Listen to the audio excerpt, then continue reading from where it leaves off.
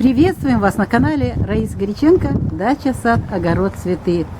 Сегодня я отвечаю на вопросы по поводу черенкования роз в ноябре месяце 2021 года. Но в связи с тем, что у нас очень много вопросов накопилось по черенкованию, именно в осенний период, я сразу хочу вам ответить на эти вопросы, и вы уже будете знать, что делать вам: черенковать или не черенковать в зиму. Мы стоим возле куста розы. И вот смотрите, у нас есть разные побеги. Это для начинающих больше подходит. Есть разные побеги. Есть побеги, вот этот очень толстый, жирный. Сразу же говорю, кто-то будет срезать, ни в коем случае его не черенкуйте. Он толстый, толку не будет. Далее, у нас есть очень тоненький вот этот. Здесь мало питательных веществ, и смотрите, в конце нету здесь слепой побег. Растение сюда не направляет нужные питательные вещества, поэтому с этого побега навряд ли что-то получится. В июне может что-то еще получиться, но снова же, если в конце будет цветочек. Или же вот такое вот. Почему я выбираю всегда для черенкования цветок, который расцветает, или же вот уже есть, допустим, вот у нас в данном случае шиповник. Шиповник у нас получается для того, чтобы его напитать нужными веществами, его растение полностью сюда направляет все питательные вещества. Понимаете, это у нас что происходит? Получается, что вот в этой части все нужные питательные вещества для того, чтобы дети остались, наследство, все сейчас здесь. Поэтому вот этот побег очень хороший. Для этого нужно еще одну вещь знать.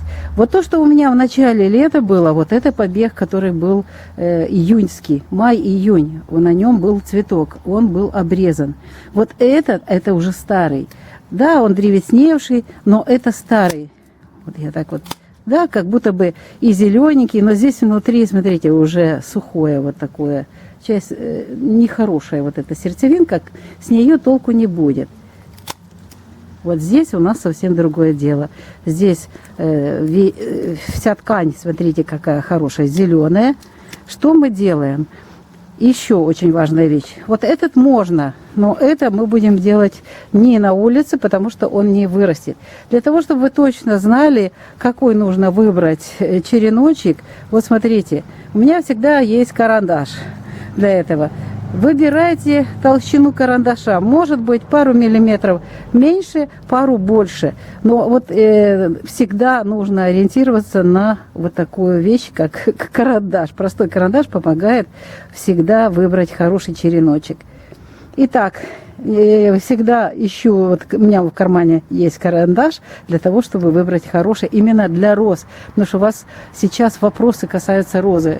Понарезали сейчас, кто-то срезает, и сейчас начинают укоренять. И сразу же отвечу, что вот эти черенки сейчас хорошие, потому что у них есть достаточно питательных веществ. Растение сейчас выдало все, что нужно на гора, и вот это растение будет далее развиваться. Ну что можно сделать сейчас? Вот очень многие хотят сейчас почеренковать. И это правильно, кстати, потому что весна будет у нас очень длинная, холодная. И если вы в огороде, как я раньше делала, сделаете черенкование, зачеренкуете и поставите на укоренение, они сгнивают все. Потому что будет холодная почва, очень долго будет холодно. Поэтому я рекомендую сделать вот так. Это делают очень многие наши зрители. Я тоже уже пробовала, правда, не розу, другое растение. Очень хорошо все получается. Потом нужно просто закалять и летом пересадить, и у вас уже будет готовое растение. Что для этого надо? Для этого надо сам черенок. Мы уже определились с ним. И теперь беру пошире горшок. Ну и высота здесь где-то сантиметров 15. И здесь объем 3 литра. Вот это очень важно. 3 литра очень хорошо будет. И теперь в этот горшочек на дно мы должны установить вот такие у нас есть кусочки полистирол. Почему? Потому что вот этот материал очень хороший в плане того, что это не тяжелый материал. Второе, он дает тепло, он сохраняет тепло. Потом вы будете уже выставлять, когда укоренение произойдет, на окошко. естественно, будет холодно корням. А если вы вот такую вещь сделаете, затем будет тарелочка, и тарелочку положите тоже на полистирол, ваши растения будут очень хорошо себя чувствовать. Итак, у нас на дно мы уложили вот нужное количество. Теперь мы сюда, в этот горшочек, добавляем. У меня садовая земля с добавлением кокосового субстрата. Здесь 40% кокосового субстрата, потому что должна земля быть такая мягкая. Она увлажнена заранее. Я здесь использовала фитоспорин. Очень хорошо, я как раз развела свежий фитоспоринчик. И засыпаю землю в этот горшок. И насыпаю ее столько, чтобы можно было только вот... У нас еще один очень важный будет компонент сейчас. Сразу показываю. Я беру, готовлю вот такую бутылку пустую, срезаю дно, и крышечка у меня обязательно сверху. Я готовлю так вот, чтобы у меня бутылка зашла вот в этот горшочек. Зачем это надо? Это будет тепличка. Во-первых, не будет просыхать очень быстро земля, и у вас не будет влажность подниматься в комнате. Практически, смотрите, почти что вся влага и все, и парничок, и здесь будет очень хорошо для вашего же череночка. Если вы даже получили букет красивый, выбирайте такие вот череночки. Итак, снизу обновлю сейчас вот сантиметр, срезала и оставлю вот этот, и сверху, видите, сверху где-то вот так сантиметр оставлю, и вот здесь около сантиметра косой срез, и у нас 2 листика. Для того, даже можно, это зима, убираем один, для того, чтобы растение не тратило силы и энергии вот так вот на то, чтобы дышать через листья, на листья. Тратить энергию мы не будем ему давать. Смотрите, хорошенько уплотняем землю, влажная у меня земля. Потом нужно поливать. Поливать только в благоприятные дни. У нас есть календари. Подписывайтесь на наш канал. Вы обязательно будете каждый месяц иметь свежий календарь агрогороскоп поливов. И ваши растения не будут болеть. Самое главное, чтобы вы поливали в хорошие дни, не в гнилые. И тогда у вас все хорошо получится. Вот смотрите, черенок посадили. Вот. И теперь его накрываете бутылкой. Хорошенько бутылку вот эту. Что у нас получается? У нас получается, как бы вот показать хорошо. Вот смотрите. Видно, да? И теперь я занесу в дом. Я даже, кстати, сделаю этот череночек, отправлю его в дом и буду наблюдать за ним. И будем мы все наблюдать, как он себя покажет и как он будет расти. Наша задача сейчас в тепло. Температура должна быть плюс 15, плюс 22, плюс 24. Что сейчас делать? Не сразу несите на окошко. Если у вас есть место где-то, где вот эта температура, где-то на шкафчике, где-то на столике, но не на земле, устанавливайте, пожалуйста, вот эти растения.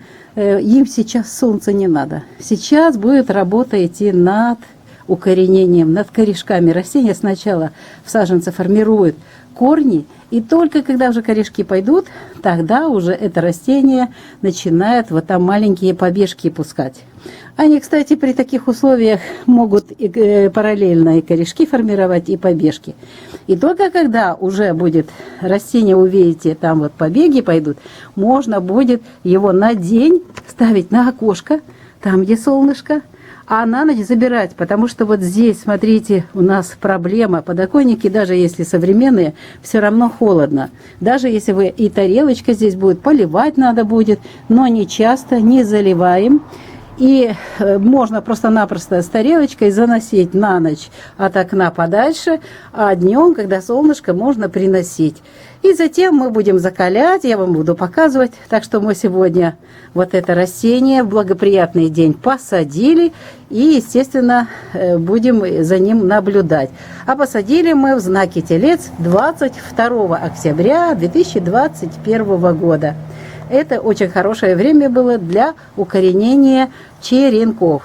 Я вам показала, и теперь, пожалуйста, сейчас покажу лучшие дни для укоренения различных растений. Можете так сделать с актинидией, с инжиром, да любое растение, которое вы хотите укоренить, можно это делать и зимой.